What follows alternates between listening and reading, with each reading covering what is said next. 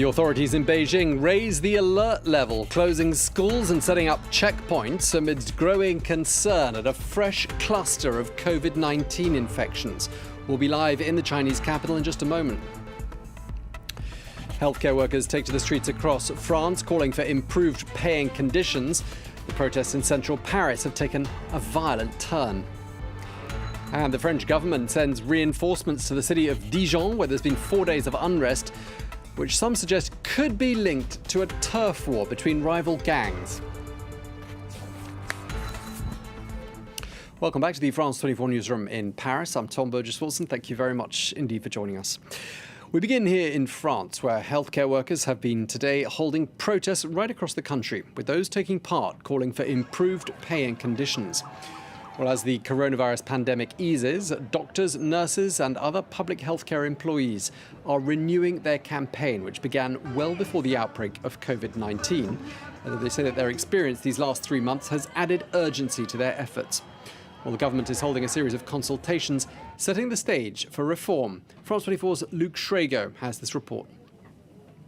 They're the first authorised protests since France came out of lockdown. And for the healthcare workers who've been on the front lines of the coronavirus pandemic, it's time for action. Ils sont tapés sur les casseroles, ils ont mis des bougies pour soutenir les soignants. Mais bon, je pense qu'il faut aller au-delà et puis rappeler au gouvernement qu'il faut une revalorisation des salaires, des embauches. Over 200 demonstrations took place nationwide as authorities ease coronavirus restrictions.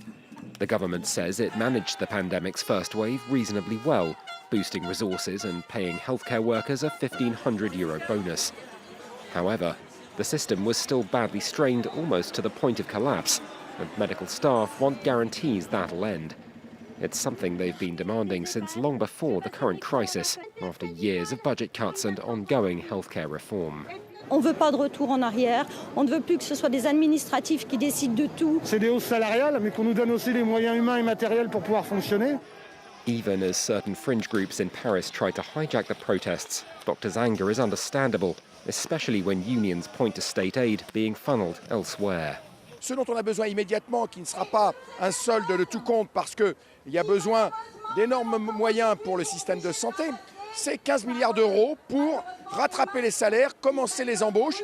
Et ça, avec 10 milliards d'euros, ça peut paraître beaucoup, mais au regard de ce qui vient d'être octroyé pour un secteur industriel important qu'est l'industrie aéronautique, c'est 15 milliards aussi. Est-ce que la santé est aussi importante que l'industrie aéronautique? The government is set to unveil a new plan for funding healthcare by the beginning of July, with medical staff intent on keeping up protests in the weeks to come.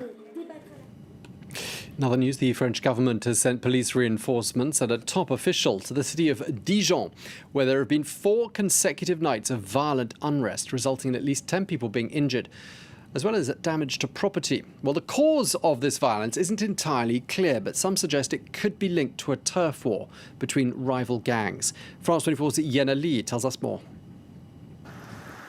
Remnants of 4 nights of violence. Authorities are clearing up the destruction left on the streets, but some locals say what they witnessed will be etched in their memories. Toute cette bande de jeunes cagoulés avec des barres de fer, des armes et tout, c'était impressionnant, quoi. Impressionnant, j'ai jamais vu ça. J'ai eu la peur de ma vie, j'ai tremblé chez moi, j'en tremblais. Some 100 men from the Chechen community have allegedly been breaking windows, burning street lamps, brandishing guns, knives and crowbars in Grésy. It's a neighbourhood in Dijon that's known for its drug trade. The trouble began last week when a 16-year-old Chechen teenager was reportedly assaulted by local dealers. With mounting violence, riot police were sent in as reinforcements late Monday. But for some, it was too little, too late. S'il y avait la police de proximité dans le quartier, je pense que beaucoup de choses seront évitées. C'est facile de venir et puis nous voir et en disant oui, voilà, on est là, on va ranger les choses et tout. Non, ça, il fallait faire ça depuis le début de la guerre. Voilà, c'est tout, point barre. Maintenant, les gens, ils sont en rage. Ils sont en rage. With order restored, France's Deputy Interior Minister travelled to the hotspot on Tuesday. Les forces de l'ordre ne sont pas restées en retrait, c'est complètement inexact. Il faut vraiment que les habitants de Dijon qui ont été, je le comprends, traumatisés par ces faits, mais franchement, je le comprends. Il faut vraiment qu'ils aient bien en tête que je suis venu rappeler ici un message de fermeté et que nous allons tout mettre en œuvre pour confondre les auteurs et les interpeller. Police investigations are underway. Detectives say many of the masked men don't appear to come from the region. They reportedly travelled there, responding to social media calls to settle the score. Now, across the globe, the total number of COVID-19 infections now exceeds 8 million, and more than 434,000 people have lost their lives since the start of the pandemic. Well, here in Europe, there's been a gradual drop in the number of new cases, and EU countries have this week been lifting border restrictions. Although today, the head of the French Health Ministry, Jérôme Salomon, said that not preparing for a second wave of coronavirus infections would be, and I quote, a major mistake. Well, there's evidence of exactly this, a dreaded second wave in Beijing right now, where a new outbreak, which has been traced back to a massive wholesale market, has resulted in dozens of new infections. Well, the authorities there have today raised the alert level. Well, for more, we can cross now to France 24's Charles Pellegrin, who joins us from Beijing. Charles, just tell us a little bit more about what the authorities have done and these new measures that have been put in place.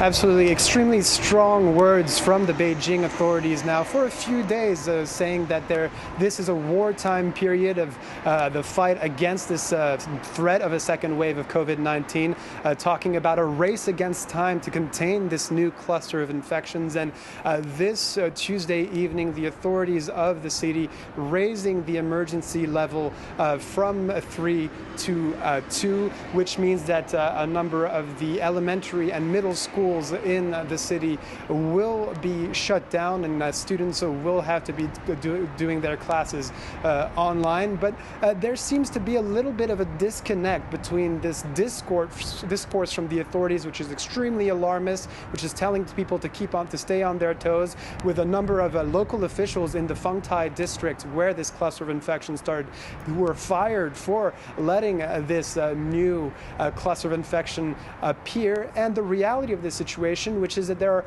are at this point at least 106 new infections in the city over the course of the last 5-6 days, at a time where in France, for example, just on Monday alone, there were 152 new confirmed cases at a time when France was lifting its lockdown. So important to put things in perspective here, but clearly this shows that the authorities here in Beijing, right next to the seat of power of the Chinese Communist Party, very concerned of seeing a new cluster of infections like Wuhan appear in the capital. So they're doing everything they can to stop it from happening. So that's why we're seeing this emergency response level being raised this Tuesday night. Yeah, and you mentioned Wuhan. Of course, that was the believed source of the whole pandemic, a wildlife market in Wuhan. Again, a market. It's a wholesale market, fruit and veg market there in Beijing, which is thought to be the source of this latest cluster. I mean, what more have you got on the actual circumstances of this outbreak and the numbers of people involved, Charles? Well, this particular outbreak was discovered with one man in his 50s last week on Thursday who went to the hospital. He was exhausted and he was tested for COVID-19, and it turns out he had it. And the authorities asked, did the tracking work that's required, and find out that he went to this Xinfadi market in the south of the capital, which is basically a huge wholesale market which distributes about 80% to 90% of all of the Chinese capital's fruits and vegetables. So a huge place with a lot of traffic. Just to give you an idea of the size of this place, it's about the size of 160 football pitches. So this is a huge place with a lot of traffic. So this is why the authorities were extremely concerned about the number of people that potentially could have been infected. And from that work of tracking in that market, they discovered links to other markets, and that's why the Haidian market in the northwest of the city has been closed as well. So right now, what seems to be the issue with these markets isn't necessarily any issue in terms of illegal trade of wild animals or health and safety problems, but really just the amount of traffic that there is in them and the number of people that go through them every day. Just really thousands of tons of agricultural produce go through the Xinfadi market every day. So that was what was concerning and worrying the authorities. Yeah, big concern there. the prospect of a second wave of the pandemic. Thank you very much indeed for that update from Beijing. France 24's Charles Pellegrin. Thank you again. The Indian Army says that 3 of its soldiers have been killed in what's been described as a violent face-off with Chinese troops. This happened in the disputed Himalayan border area between the two countries. No shots were actually fired, and the casualties are reported to have been caused by batons and the throwing of stones. Well, it's thought, though, that these are the first casualties to result the first casualties of clashes between the two nuclear-armed neighbours since the year 1967. Well, China is blaming India for the violence and has urged dialogue. Here's what the Foreign Ministry in Beijing had to say. China has lodged strong protests and stern representations with India. We again solemnly request that India follows the relevant attitude and restrains its frontline troops. Do not cross the border, do not provoke trouble, do not take any unilateral action that would complicate the border situation. A spokesperson there for the Chinese Foreign Ministry. Now, it's been described as North Korea's most provocative act in years. This morning, the North blew up an inter-Korean liaison office close to its border with the South in what's interpreted as being a display of anger. Anger at the lack of progress in negotiations and the end to crippling US sanctions. Well, the building was empty and no one is thought to have been hurt. Reduced to rubble at around 2:50 p.m. local time. As promised, Pyongyang has destroyed Kaesong's inter-Korean liaison office. The official reason, defectors sending anti-North Korea propaganda across the border. 쓰레기들과 이를 묵인한 자들의 죄값을 깨끗이 받아내야 한다는 격노한 민심에 부응하여 북남 공동연락사무소가 비참하게 파괴됐습니다. Sending cross-border messages is nothing new, but earlier this month, Pyongyang took a more critical stance on the practice, saying it violates the 2018 Panmunjom Declaration. For Seoul, it's the blowing up of the office that violates the deal. 남북 관계의 발전과 한반도 평화 정착을 바라는 모든 이들의 기대를 저버린 행위임. 2018 saw a rapid détente between the two Koreas, with progressive President Moon Jae-in spearheading talks with his rival Chairman Kim Jong-un and playing mediator between the North and the United States. 2 years have passed and talks have now stalled between Washington and Pyongyang, and in turn, ties have become increasingly frosty between Pyongyang and Seoul.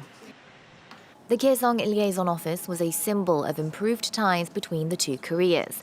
Its destruction comes as a part of North Korea's announced plans to cut off all communication channels with its rival. Last week, Kim Jong-un's powerful sister Kim Yo-jong also threatened to move the army back into the DMZ, a buffer zone around the border that cuts the peninsula into two. Now, the European Commission has opened 2 antitrust investigations into Apple involving its App Store and payment system. Well, US tech giants have come in for a number of complaints in Brussels for allegedly abusing their market dominance. Well, let's get more on that now from our business editor, Kate Moody. Kate, just tell us a bit more about these latest allegations against Apple. There are 2 separate lines of investigation here. One centers around the App Store and the commission that Apple takes from purchases on it. Companies that sell their services on that platform are charged 30% for the first subscription and a 15% charge for ongoing purchases. Now, Spotify and Netflix are among the companies that have complained about this. They say it gives Apple too much control over their relationship with their customers and their data. Kobo, which sells ebooks, has also complained about the so-called Apple tax on each publication that's downloaded on an iPhone or iPad. These are services that directly compete with Apple's own services for music, TV and film, and books. Apple argues that the money is used to maintain that App Store. Earlier this week, it said the store had facilitated $519 billion worth of sales and commerce last year.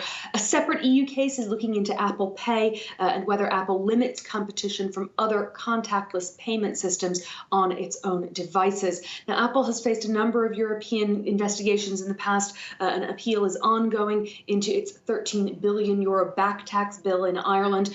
The European Commission's competition chief, Margaret Vestager, has been dubbed the tax lady by Donald Trump. He accuses her of waging war on Silicon Valley. She says she's merely trying to protect European consumers and small businesses against companies that have a monopoly in certain fields. OK, and Kate, another tech giant has seen an unexpected reprieve of sorts. Just tell us a bit more about the latest restrictions being lifted on Huawei. Just a small step here. American firms are going to be allowed to work with Huawei on setting the standards for next generation technology, including 5G mobile networks. The U.S. Department of Commerce said that it was crucial for American companies to be involved in this step of developing industry standards. It's essentially a blueprint for what's to come. Analysts say it's really a tacit acknowledgement that Huawei, along with Ericsson and Nokia, is truly the global leader in 5G technology, and that U.S. firms could be missing out because of the administration's policies. Now, Huawei was placed on a U.S. blacklist about a year ago. The Trump administration has encouraged allies to follow suit. It's worried about Huawei's ties to the Chinese government. It's not yet clear how far this move will go. We're unlikely to see Huawei selling hardware or rolling out 5G infrastructure in the U.S. anytime soon, but it could represent a ceasefire of sorts in one very small aspect of the broader trade and geopolitical tensions between Washington and Beijing.